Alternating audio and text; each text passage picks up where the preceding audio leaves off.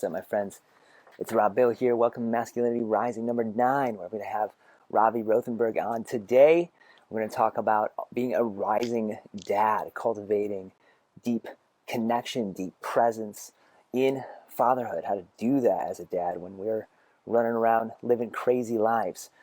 As a reminder, this is Masculinity Rising, and I am here to create a world where men can rise to their absolute fullest potential. Now, I strive to empower men to really cultivate the discipline, the energy, and the personal power so that they can be powerful leaders for themselves and for the world. My ultimate goal is to build a community of absolutely uncommon men who embody physical strength, mental resilience, emotional intelligence, and are deeply spiritually grounded. And through Masculinity Rising, I aim to improve the lives of men, of dads, but not only that, but their wives, their partners, the women in their lives, their children, and society as a whole. So welcome to Masculinity Rising number 9. And we're going to let Ravi in here. Ravi is a men's coach. He runs Rising Dads, and this is a community. I've been invited to join a couple of calls. I have not showed up, but I'm going to jump in there one of these days soon. That dads can emerge from the other end of the meeting, of the entire process, completely aligned and as regulated leaders for themselves and their families. And Ravi's here to talk to us about that today and being super present, being connected as a dad. Thank you. And I love the introduction even before you brought me on. Beautiful, so much alignment and resonance. I also immediately want to say hello to two people that just joined. Nick Jones, who's a rising dad himself, who's totally on the path, and my friends, the Nifty Nomads, who got to see me in Thailand do some really potent embodiment work and workshopping. So good to have some friends from all over the world tuning in right now. Super cool. Yeah, thanks guys for joining. And the way that this thing is set up is if you have questions, you have things you want to say to us, you want to talk to myself or Ravi, drop it in the chat because we're going to interact with you as we go through this. So if you want to be a part of this thing, make sure that you drop in there. Ravi, I want to jump right in because you said something this past weekend that got me super excited. And we moved into this beautiful space 2 years before COVID started, I think. And I'm pretty sure immediately that my neighbors thought I was a really weird guy. And one men's group I had the privilege of being a co-lead for, there was a guy in there by the name of Sterling. He was like, hey, I think you live next to my buddy's parents. He knows me. I'm a Czech professional. If you know Czech, you know that we're a little bit weird and alternative. But he was like, I think it's you because he says that his neighbor only has red lights on and he does weird dancing in the yard. And he looks like he's a yoga coach. And you mentioned that you were doing this thing called dynamic meditation that got me super, super excited. And I can speak for myself that when I first started my own journey, I got into meditation because I was having anxiety. I was having panic attacks. And I was like, got really high blood pressure. My grandfather had quadruple bypass when he was 44. And I was like, not happening to me. So I was like, I'm going to do this, even if it hurts. And myself, meditation was a struggle at first. And I think a lot of men can relate to that in that it's not billed as something that's very entertaining. So you brought up this dynamic meditation. Most men think meditation is absolutely boring, but it doesn't have to be. So I want to know, what is this dynamic meditation practice? I got super excited about it. I think other people know about it too. So what is this? And I want to zoom out a moment and honor what you just said around meditation. There are 1,001 ways into meditation, right? It is a state of being. It is a practice, something that we need discipline to cultivate. And it's important that you try a lot of different things before you land on your ability to sit in peace and stillness with yourself, observing the breath, observing the thoughts in the mind. And so dynamic meditation was created by an Indian master named Osho in the 70s and 80s because he was in India receiving students from all over the world And these neurotic Westerners from Europe and America were coming, and they could not sit still. They could not do what you just said, the meditation thing. Anxious thoughts, uncomfortable physically sitting, uncomfortable closing the eyes and turning inward. There were so many things preventing the Western man from showing up and being able to actually meditate and turn inward in a meaningful way. And so dynamic meditation emerged as the prescription for that. Okay. It is not inherently trauma informed. So I want to honor that and say that up front. I have a lot of sensitivities, a lot of trauma awareness training.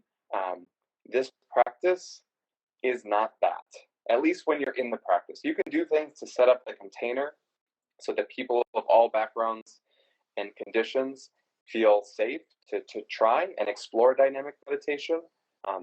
But without training and without awareness and just telling somebody to drop into this dynamic meditation practice, it's a little precarious. Okay, so disclaimer, if you're watching, listening, and you're like, ooh, I want to try this, great.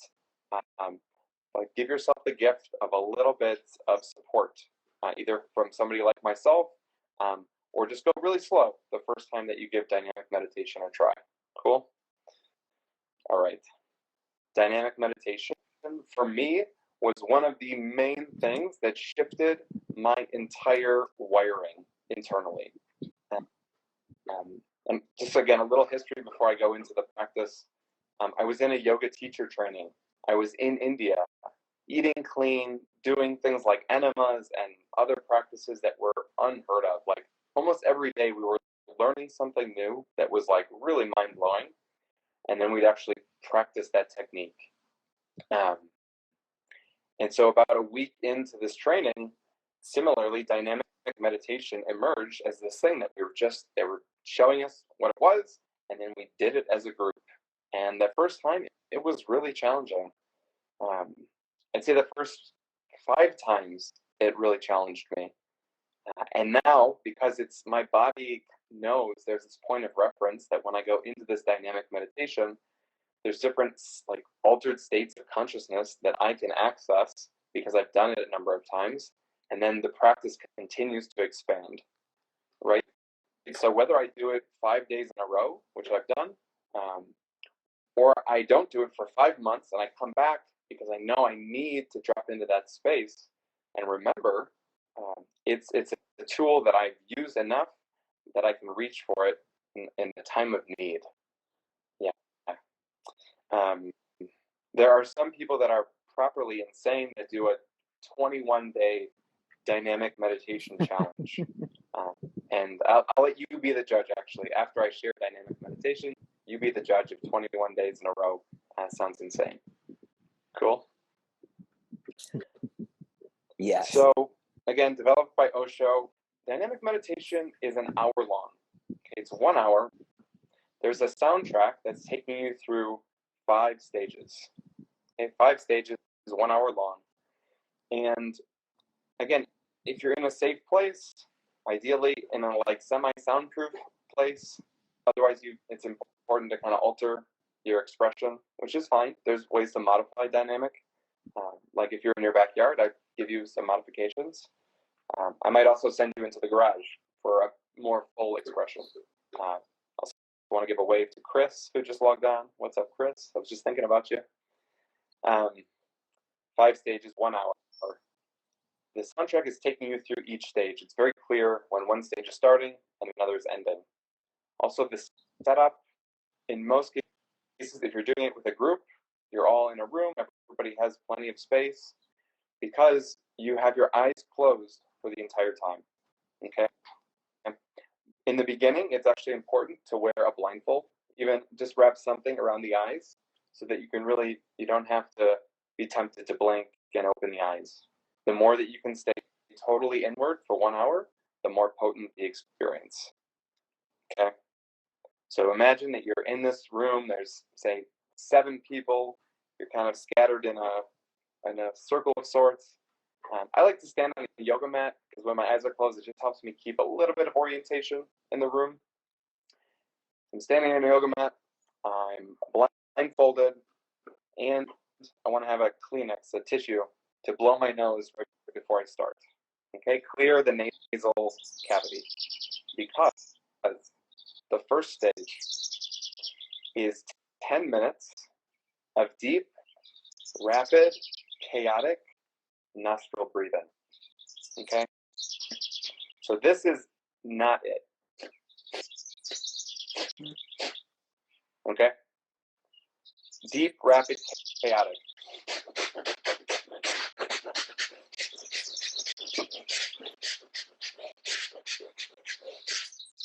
And I'm even like using my body to like deeper, more chaotic nostril breathing.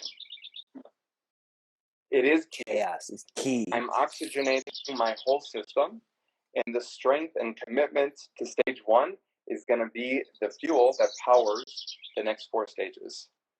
Okay? Focusing on the exhale. Some people ask, like, what do I do with my mouth if I'm doing these crazy exhales? The inhale happens naturally. You naturally take little sips of breath in between rounds of chaotic nostril breathing. Okay, but 10 minutes, and again, there's music intentionally turned up quite loud, eyes are closed.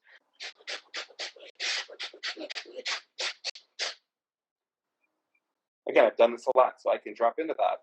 Your first time, a few times, that stage one can be really confronting, right? It's also mirrors your connection with your own breath, right? So if it's like, oh, I'm winded, that's where you're at.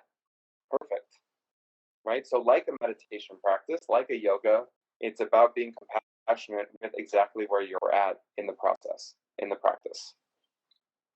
All right, so stage one, 10 minutes, rapid, deep, chaotic nostril breathing. Sets us up for stage two. Stage two, the music shifts subtly. Stage two is 10 minutes of catharsis, also called conscious madness. Okay, so you've oxygenated, you've fueled up the system, and now you release. You let whatever is coming through you come through unfiltered. Okay, for many of us, it's anger, it's sadness, it's rage. When you do it in a room with women, they will scream this loud, piercing, ah! Right? Men are, ah! You can swear, you can fuck, whatever needs to come through you. It can also be laughs, and people laugh hysterically. They're so annihilated from the breath that they just start laughing like a crazy person. You might feel some waves of like sensuality. Whatever's coming up in 10 minutes, it might be 10 different emotions. Many people start with the denser ones that they haven't had a chance to release.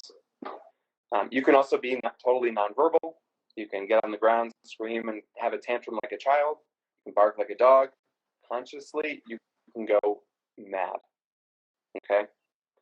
The important part is that you're not frozen and that you're not still and silent. Okay? If you're silent and still, you take on the madness of the others.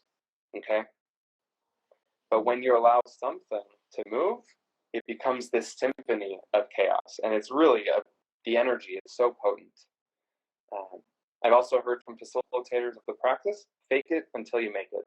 Act sad, act mad until you tap into the wellspring of anger and sadness that's there. Again, it can be really confronting. It's a practice of allowing the self to release, to express, something that we have very few opportunities to do, especially as adults, right? Yeah, I imagine that can be, to your point of like, fake it till you make it, can be so important there, because so many of us, especially men, are used to like repressing, depressing, shutting that shit down. And I read about it in the book that I'm working on. You can get the shitty first draft on Substack at any point. But there's a condition called alexithymia, where if you, and it can come about this way, it doesn't have to though, but you repress feelings, emotions enough, first you lose the ability to regulate them, so they start to explode out in uncontrolled ways. And then if you continue going with that, you can lose the ability to feel things altogether.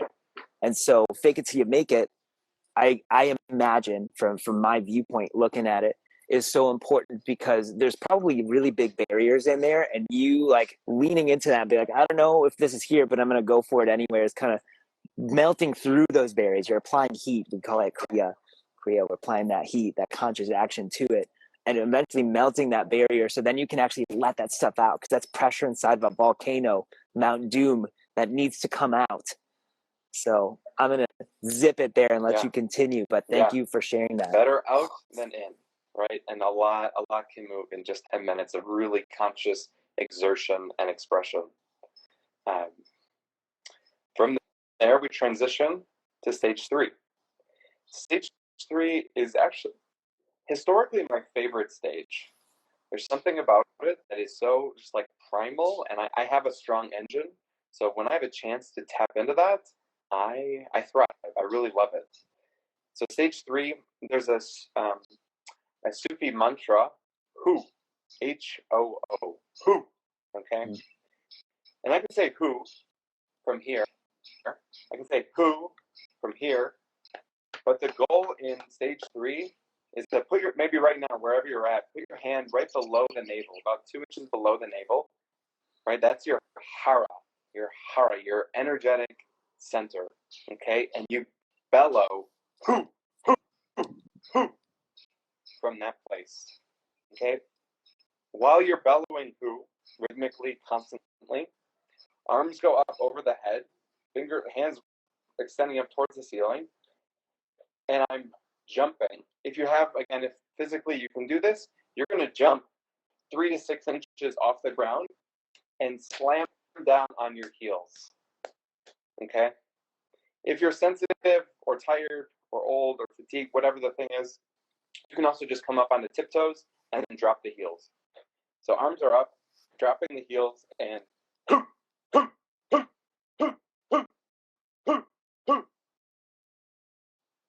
continuously for another 10 minutes. And again, loud music, everyone else is hooing and jumping. Sometimes there's a rhythm that develops, but usually it's really erratic. Experienced experts has joined. She says there's nothing like doing dynamic next to Ravi. That's true. She has experienced that next to me, and again, I love it. I feel so powerful and energetically expressed. So first 3 stages, you're really engaging a lot of energy, right? So after 10 minutes of breathing, 10 minutes of conscious madness, 10 minutes of hooing, the 4th stage is stillness. The end of the 3rd stage, a voice yells, stop! The music cuts out entirely.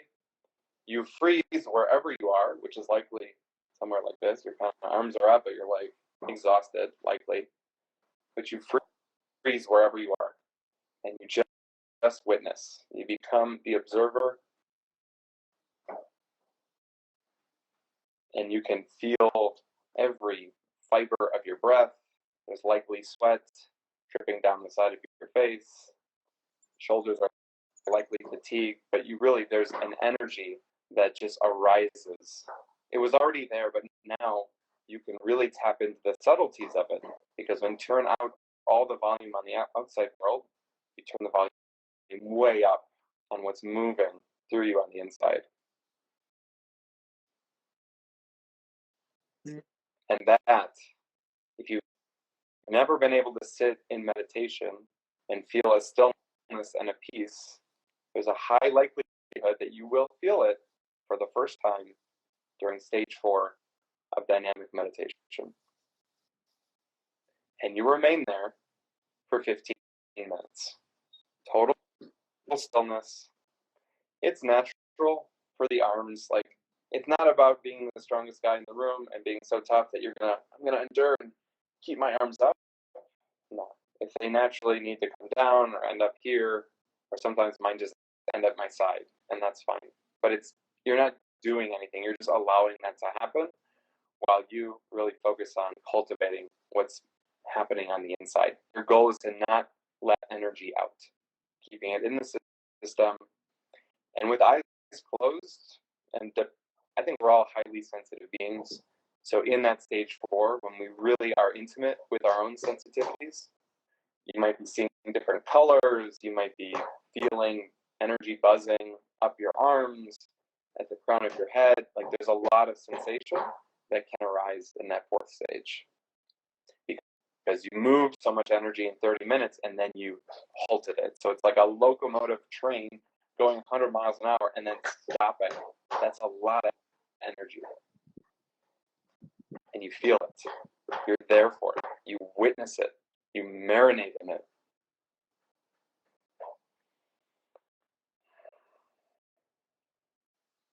And it's natural, after a few moments or minutes, for the mind to come back.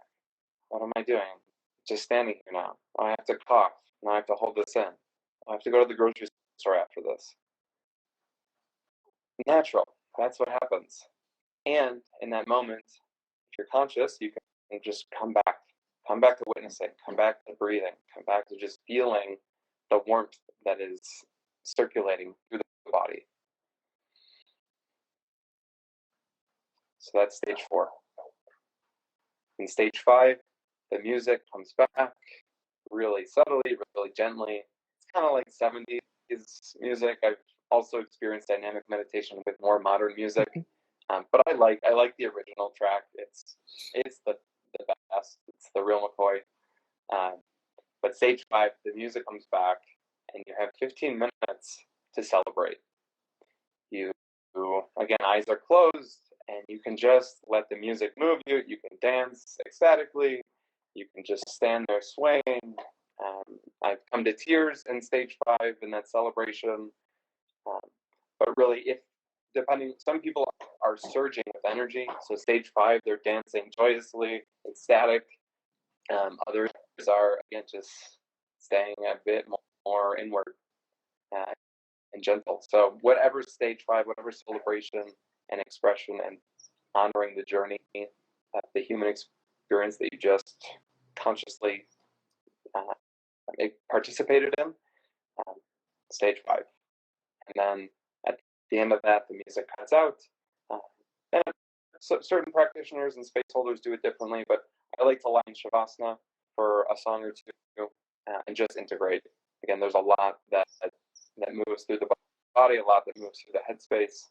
And so integration is super key after a peak experience like dynamic meditation.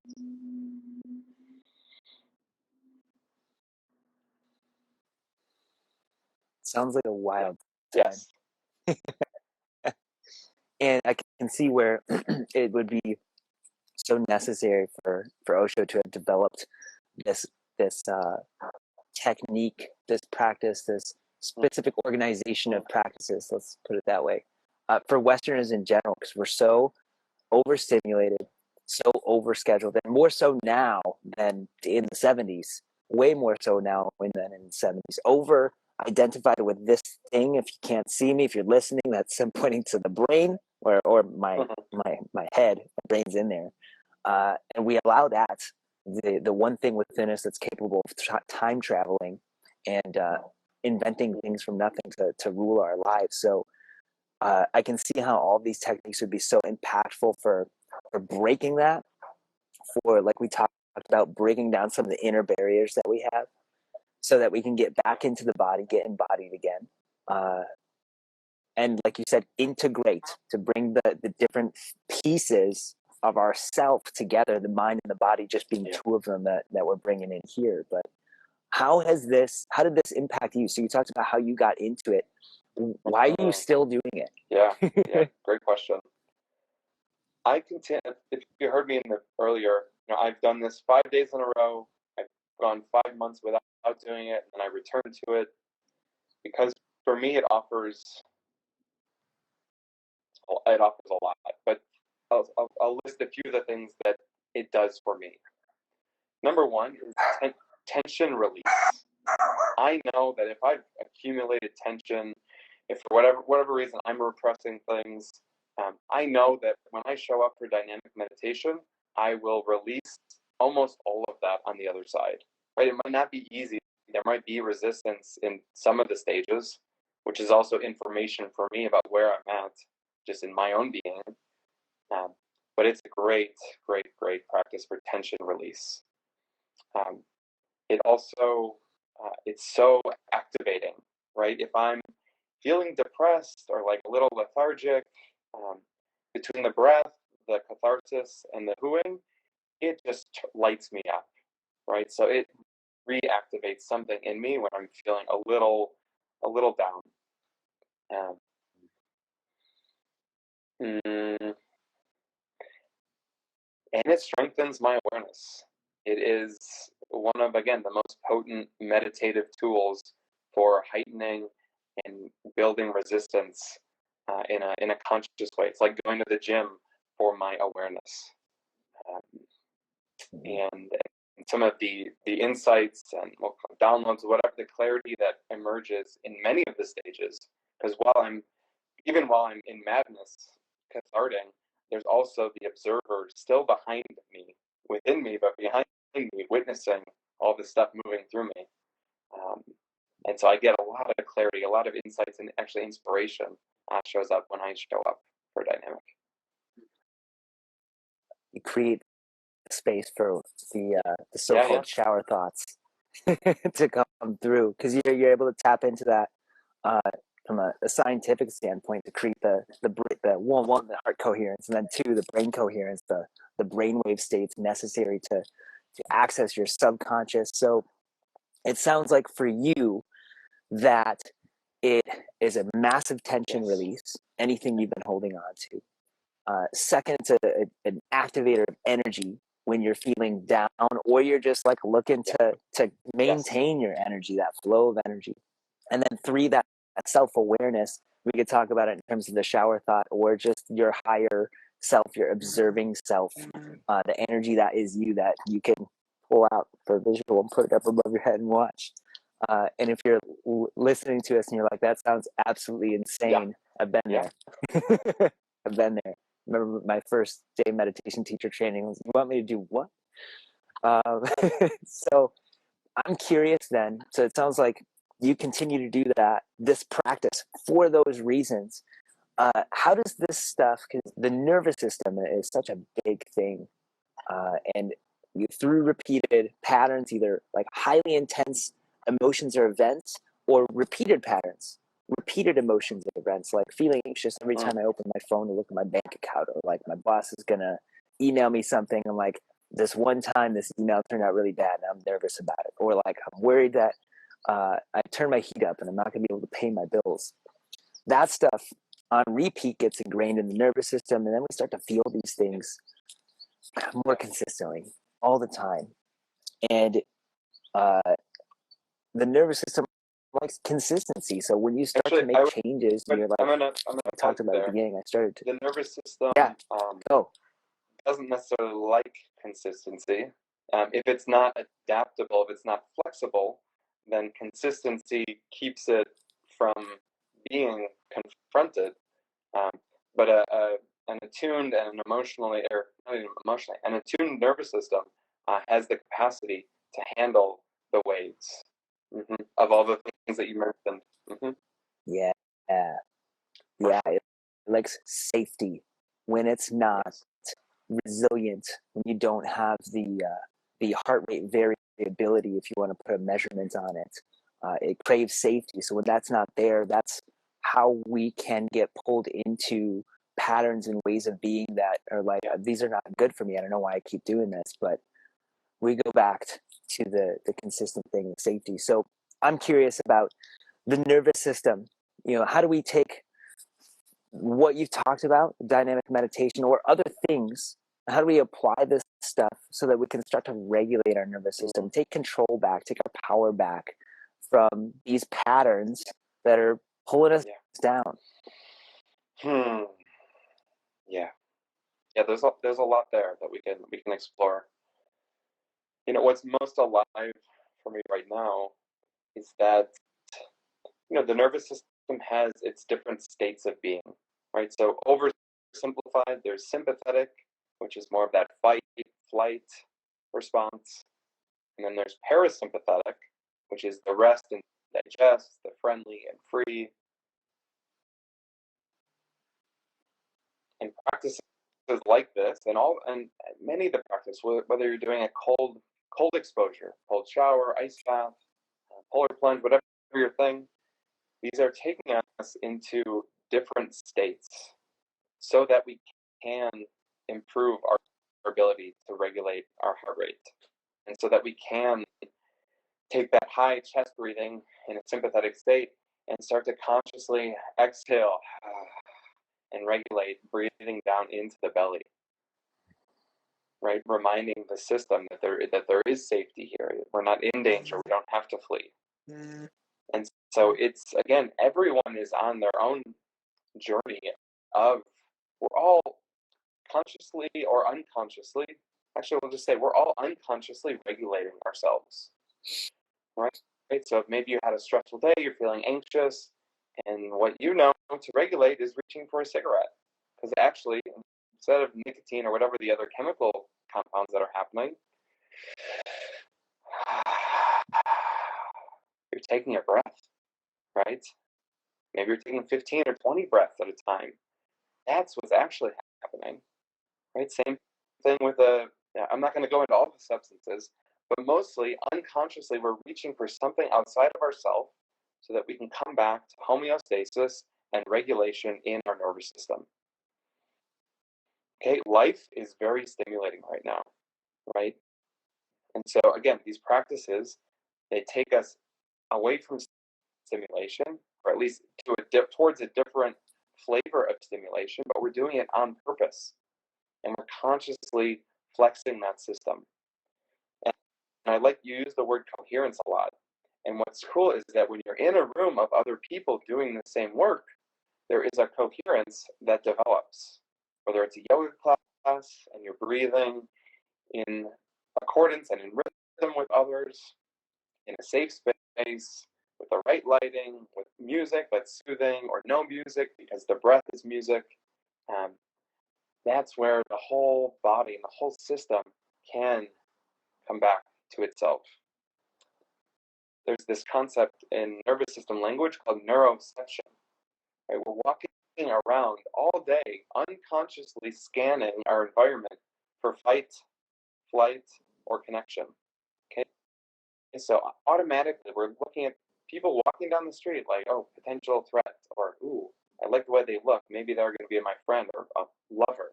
Right? We're doing this, and so the more, again, we can be regulated in ourselves and be a source of safety first for ourselves, we can also radiate that out.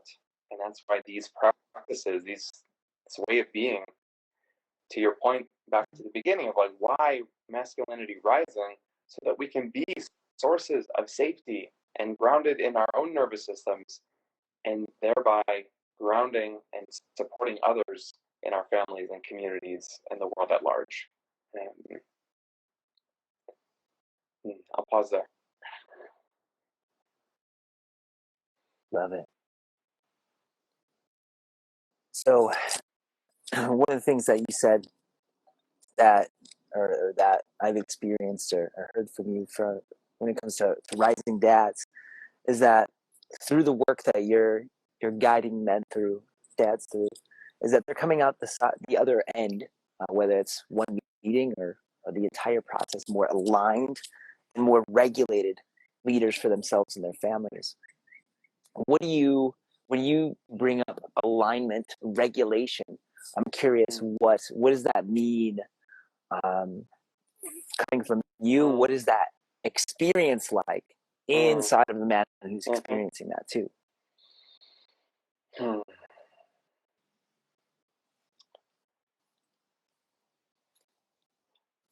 Regulation is our birthright, right? I have a 5-month-old. They don't come out inherently regulated. In fact, they need dysregulation for their survival. They need self-expression to get their needs met. Okay, and so they are looking to their caregivers to be regulated. So when we are regulated in ourselves, we are sources of what's called co-regulation. I can use my grounded nervous system to soothe and support and provide safety for my baby. Okay. If dad comes home from work, he's still stressed out, he hasn't taken the time to process and doesn't have practices to release tension and anxiety and stress from the day. He shows up and either triggers baby, or he's just not available because he doesn't have capacity to be there to be a source of co-regulation for the little one. Okay? And that's if dad is coming home and wants to engage with child. Right? But likely, first point of contact is likely mom, wife, partner, baby mama, whatever the thing, right? So again, if dad's coming in dysregulated, he's adding more stress to an already challenging system. Okay, so bringing that back, regulation is our birthright. If our caregivers have the capacity to give us the gift of a regulated nervous system, they can mirror that back, they can be sources of co-regulation consistently. And I'm not going to go into too much other of the theories and things, but your attachment styles that develop when you're a child are also a reflection of the nervous system of your caregivers. So it's important, it matters. So when we're in these containers where we are inherently regulated as individuals and regulated as a group, because we do the breath work, we do the things somatically and in our bodies to show up that way, then there's a sense of alignment. Alignment for me is a felt sense. It's and again, I see my body as a really fine-tuned instrument, giving me information. And so if I have like a creaky neck or an achy low back or tight hamstrings, whatever the thing in my body system, that's telling me something about my own state of alignment. I'm like a little off. And when I can feel that I'm a little off, then I get curious. Yeah, I haven't done my morning practices or stretching or yoga in like 7 days. On top of that, I'm eating like shit and I haven't been sleeping well. And now I'm like, wait, this is alignment. I'm like way over here. And that for me is just information. What do I have to do to come back? And unless you're having that dialogue with yourself and with your body moment to moment, or at least daily, it's easy to veer way off of alignment. And so in a container like Rising Dads, for example, we start by checking in by sharing the quality of my breath is X, and something that I'm aware of in my body is X, right? So we are using each other as mirrors to reflect back whether we are in alignment or slightly off or dramatically off. And then we get to share and express and talk about the things that are clearly bringing us off alignment. And through compassion, through accountability, through dialogue and practices and frameworks and all the things that can happen in a container for personal growth, we start slowly coming back to alignment to ourselves. And from that place, I can lead my family because I am a leader of myself. And I can say, hey, family, I'm aligned. Now get in line. Let's all hop on this train and we got places to go, things to do and experience. And yeah. I experience alignment similar to you as that which is conducive to flow. I think about the Romans harnessing the water with the aqueducts. There's this awesome natural force, and now we get to create this structure to flow it to wherever we want. And alignment, we can create flow in our physical bodies, our energy, in our mind, in our emotions, our spirituality, and also our different life areas like our finances, money's energy, our work, our health, our relationships, all of this stuff. And you brought up how a co-regulation with your 5-month-old, and I can definitely relate to that in that both my son and I or not my son and I, well, I guess, he's practiced yoga for 2.5 years now. He's almost 2.5. My wife and I have been yogis. We've been practicing yogis for years. She is the one that got me into it. I was like, nah, I'm in the fitness realm. I do exercise, corrective exercise. I compete, and then had an injury. Go figure. And used what's called foundation training to rehabilitate myself, my back. And then had another injury, used more foundation training and stretching to rehabilitate my knee, and then realized she brought it up to me. She's like, you need to go to yoga. I was like, oh, you're right. You're right. And having our son, it was really clear when one of us was incoherent. And think about incoherence like a drunk person talking to you. That's what's happening with communication inside your body when you're, I call it, possessed by an emotion. When you have that feeling, you identify it. Here's anger. Then there's specific thoughts, words, actions that are available. Pop open the skill menu. Here's the only thing you can do or say, or the only way you can act. When we're incoherent, when we allow our feelings to possess us and carry us away, that's when our son struggles the most too. Even if we're not uh, expressing it, we're like keeping it in. When we're incoherent internally, he acts out as well because we are the regulators for him. Our nervous system, your heart's the biggest biological oscillator. It creates an electromagnetic field. That's what that is inside your body. Extends a minimum 2 feet around your body. So if you're within 2 feet of another human being, and I've had people measure this activity up to 20 feet away, which is crazy. But if you're in the field of someone else's nervous system, your nervous system is automatically communicating with them. So if he's around, he's picking up our regulation. And I like the analogy of grandfather clocks. We used to have these cool clocks with pendulums on them. Now they're all digital, but they used to have clock stores with those. And if you took the biggest one, the biggest resonator is what that's called in the building, and they set that off, within a couple of days, all the other clocks would come into resonance. They would just get into the same wave with that one. And as the man, if you're embodying the masculine energy in the house, like, yes, it's partly sex, but also energy. Your part of your role is to hold the ship steady. Like, you have to be, in this day and age, the most powerful biological oscillator, the coherence generator in the house. You have to have these practices to keep yourself coherent for your kids, for your partner, your wife, your husband, whoever, so that everybody else has a chance to thrive as well. And that's self-leadership inward, and then family leadership outward. So that really resonated with me. Ravi, anything else coming up for you around that one? We could go on for a long time about this. We could probably talk nervous system for a long time. Reiterate that it is our job, as we want to be providers, we want to be strong, all the things. Provide a safe environment, right? Like, if your home, your apartment, your townhouse, your house, whatever your thing is, imagine that is your body, and there's this heartbeat, pulsing outward. Make sure that 20 feet around in every direction, that you're solid, right?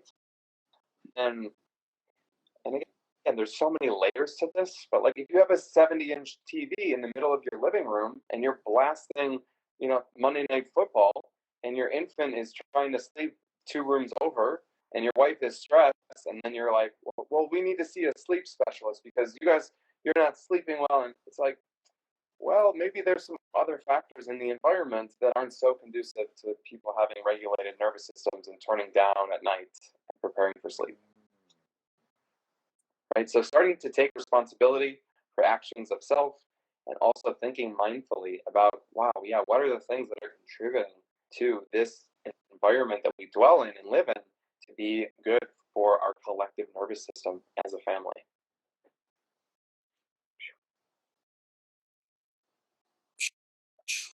Inner and outer environments, and then managing your inner if you have not spent much time turning inward, if that's a foreign place, again, what's on the inside reflects what's on the outside, mostly.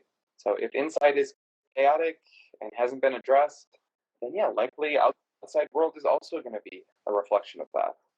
And so the loud TV, the 4 drinks after work, whatever the thing is, it's ultimately all distracting you from having the peace of mind and presence to turn inward and to get grounded and aligned and clear and all the things. It's an externalization of the self. What's happening inside has a tendency to show up externally in your life. Yeah. So my next question is for men that are showing up, the men that you've worked with, you're a man, you're a dad, me too. What do you see as the most consistent challenge that men are encountering? And then what is the entry level practice for beginning to work with that? Yeah, great questions. I think what I'm seeing with the guys I interact with, the dads I'm supporting, is that there is, again, life is full, life is busy. We're all stretched very thin. And so the demands of work, whatever our work is, it's hard to find that balance between providing and working and just being an individual with spending quality time with family and with doing practices to show up regulated and connected. And so I'm finding that a lot of people struggle to turn off the work brain to be present for what's right there in front of them, whether that's family or just, in this context, we'll say family. Right? So even being there with at dinner with a 2-year-old and resisting the urge to check the email inbox 6 times in 30 minutes, or hop on social media and scroll or think. There's just, again, so much distracting us from being right here for this now. Right? We can be here now. Okay, I'm present. And then there's another layer. Be here for this now. There's so much right here in front of you. But turning off the monkey mind or the anxious thoughts can be really challenging. And so oftentimes it's the simple things that are really difficult to start to embody and practice. But it is, I think, the number 2 top practices that I want to talk about. One is the breath. So the breath is such a strong barometer for the quality of your being. Let's take a chance right now just to take a nice long inhale and exhale.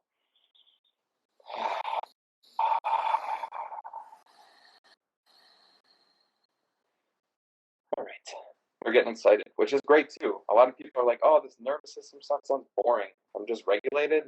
Does that mean nothing's ever exciting? No, quite the opposite. It means you can be in excitement and then return resiliently without being totally taken off of your center. So track your breath. And if the breath is high and in the chest often and it's hard to take a full breath, it's a great place to start.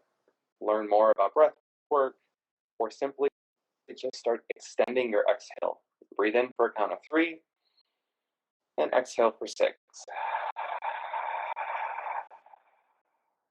Do that 5 times whenever you notice that your breath is short and in your chest. The second thing, so one is the breath. Keep tracking it, keep developing it. The second thing is transitions. Transitions are, again, in a busy, chaotic, fast-paced world, are hard to come by. Okay, just like the breath, there's a pause in between the inhale and the exhale. There's a pause. That is a transition. If you're breathing short and in your chest, you're not mindful of the breath. There's very few transitions. At least there's not spaciousness in that transition. The more you're breathing, the more you're actually there in presence, the more attuned you can be to what you need to transition from. Okay, so as an example, and I'm going to share something right now because it's very alive. In about 5 minutes, I need to be transitioning actually into the car to drive about 30 minutes.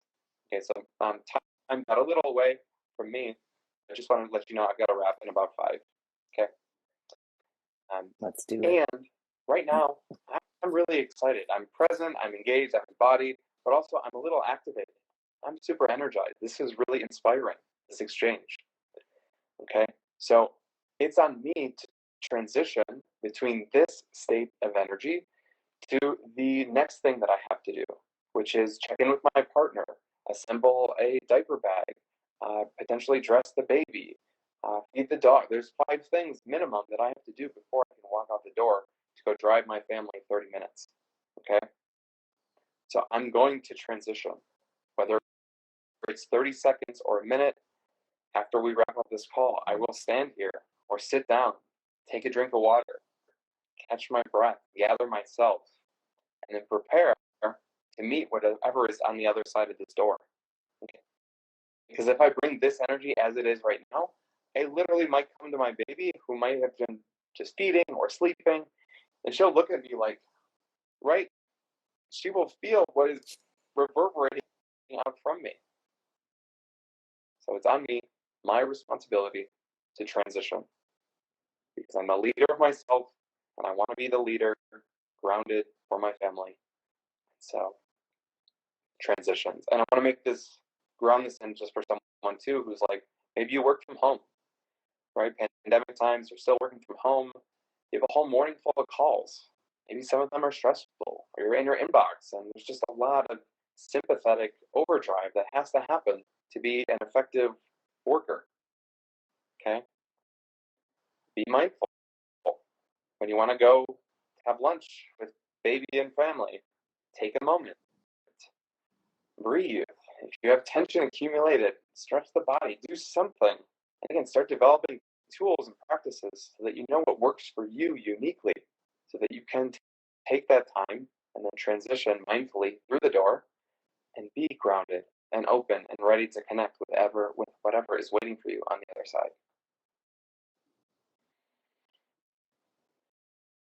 Breathe, transition. You can do it. All right, Ravi.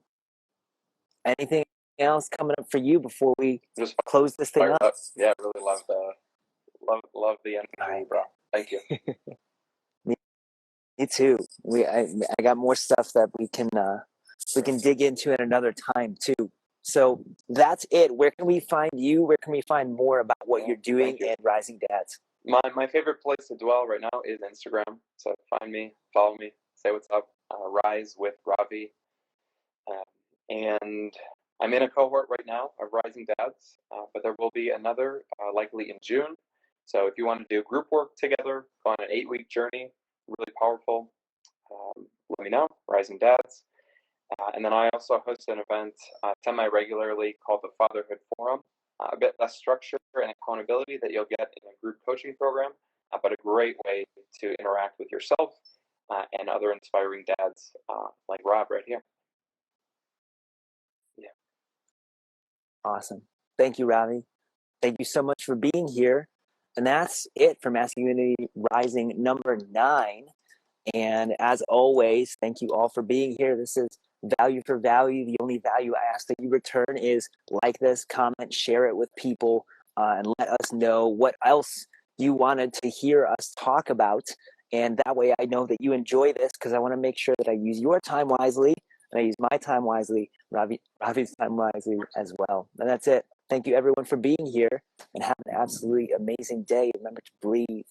Take time to transition, as we are both going to do right now. Have an amazing day. Yeah. Ravi, thanks for being here. Bye. Bye, everybody.